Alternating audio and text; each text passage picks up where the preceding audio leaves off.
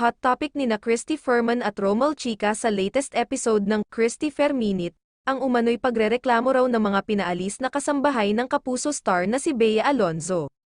Tila hindi raw nakaayon at kakampi ng aktres ang kapalaran dahil sa mga naglalabasang issue laban daw sa kanya, kalat na raw sa social media ang pagrarant ng mga pinaalis na kasambahay, lalo na raw ang girlfriend ng kanyang driver.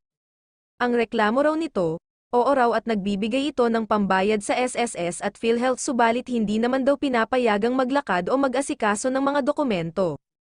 Matatandaang nakapaloob sa kasambahay law, sa Artikulo IV Seksyon 30 ang tungkol sa pag-cover ng isang employer sa social and other benefits ng mga kasambahay.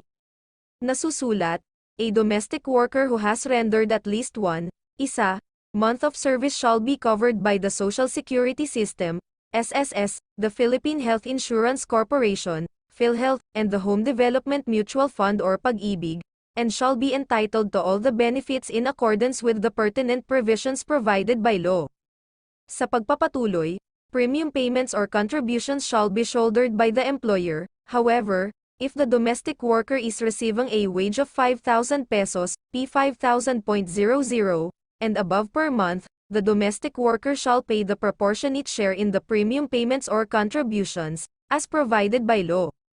Reklamo raw ng mga kasambahay na ito, ayaw raw silang palabasin o payagang lumabas upang maasikaso nila ang kanilang mga dokumento. Nabanggit pa ni Christy ang tungkol sa kapag daw nabangga ang sasakyan ni Bea ay pababayaran daw sa driver.